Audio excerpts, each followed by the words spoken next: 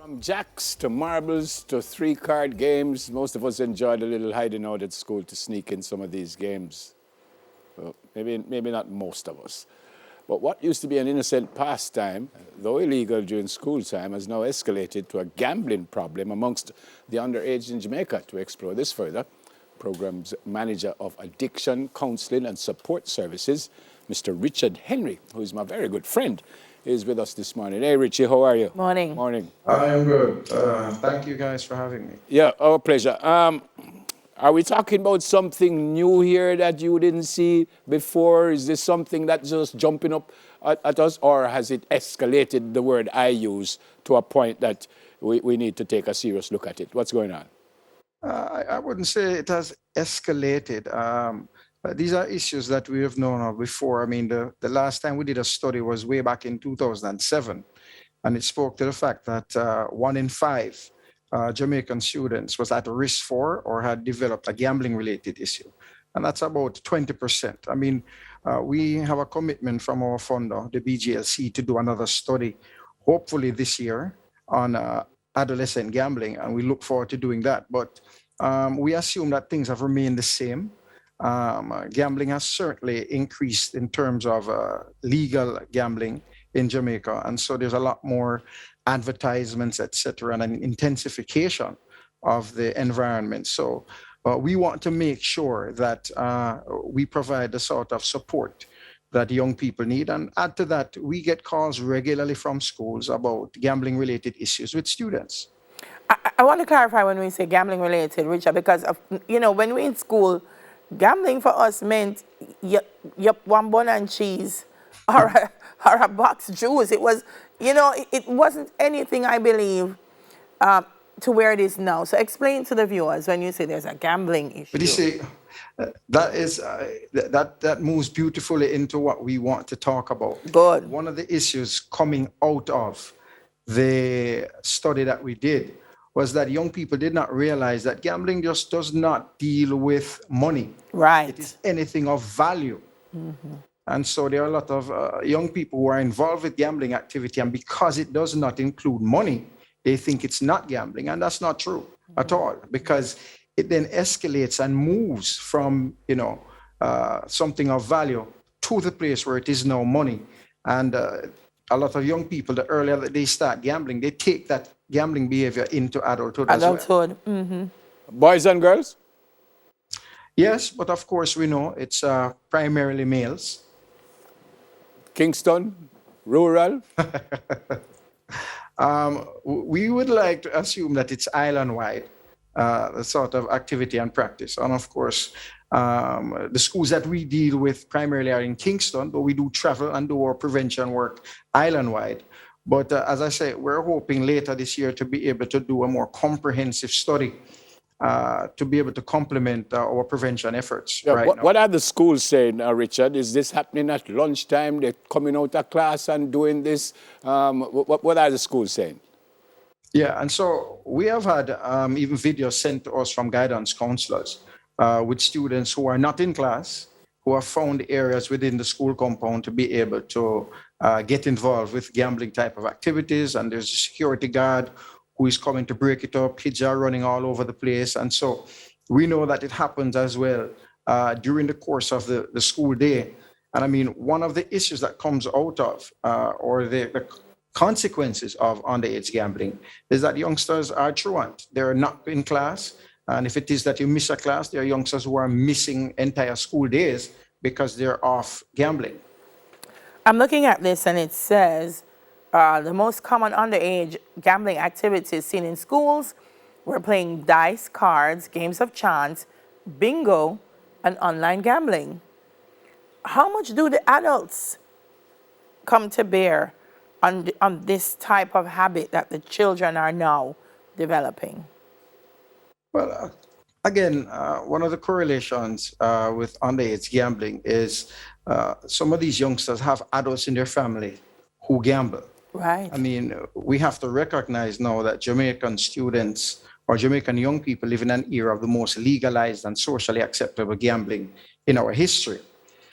With that said, we have to recognize that We have to provide more security in terms of, and safety in terms of young people observing, hearing about gambling, seeing gambling taking place, and understanding that gambling is an adult activity. And so it can't be business as usual, as we say. We have to provide them with the information to be able to make good decisions. And like you're alluding to, adults have a responsibility, especially the adults within the family, to have these conversations with young people, with children. Yeah. So, Rich, I don't know how far your role goes. I mean, I say your role, your company, you and your company. But this leads to other things, doesn't it? Because you said it's not only money. But when I lose my money and I don't have no lunch money and all kinds of things, I'm going to do something to get lunch money. So this leads to other things, doesn't it? Excellent. Of course, it does. And so there is a correlation between underage gambling and delinquency and criminality.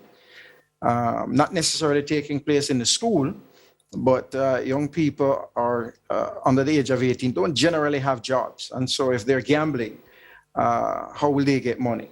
And so a lot of times they do gamble to try and make money, which is, completely inappropriate. But when that money is lost, then they have to find other means to get money. And oftentimes that comes from maybe shaking down other kids in lower grades, etc., or stealing.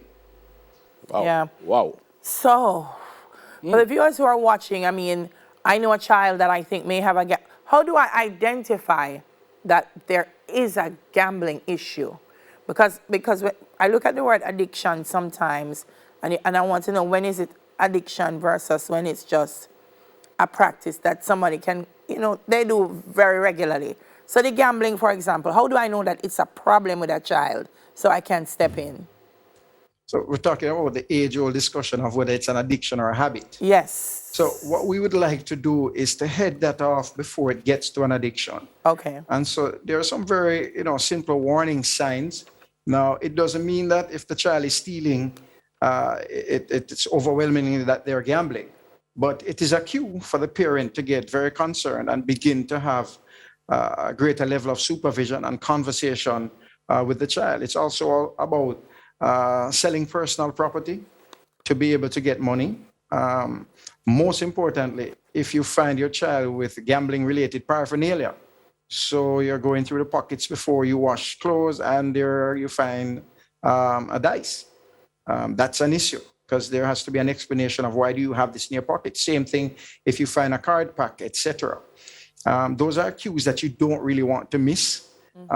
Excessive borrowing, unexplained, it doesn't have to be large amount, but unexplained amounts of money that you as a parent know that your child should not have. And so they have to give an account for it. Or if you're missing valuable things in your home that you can't account for either.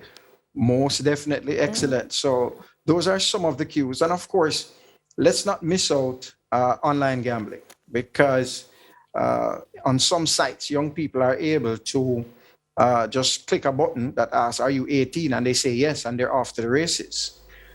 Sometimes these games do not start out with money, but with maybe the company giving them a token.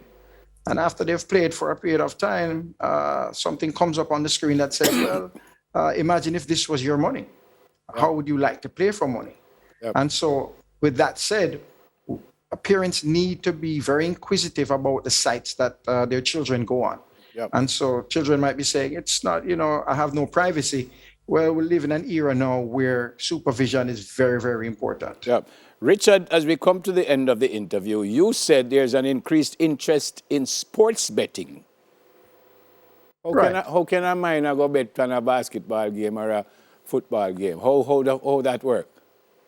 Well, they should not be able to, but they might try and do it through an adult. And of course, this is completely illegal as well, and that adult will get into trouble with the powers that be if they are found to be doing this. The age is what, 18? The age is what, 18 years old? 18 years and older to be able to gamble in Jamaica. And so with sports betting, which can be fun and entertaining, as in all gambling, it's for adults. But a lot of young people are now turning their attention to sports and they love sports, and the ability to be able to gamble on it is important for them. But we have to be very careful in how we portray this and how we, influence them through the media, etc. Always, we like to see signage that says gambling is for persons 18 and over. And of course, we like to talk about responsible gaming, which is very, very, very important. All right, my friend. Good to see you. Who going to win the World Cup? Football. Jamaica.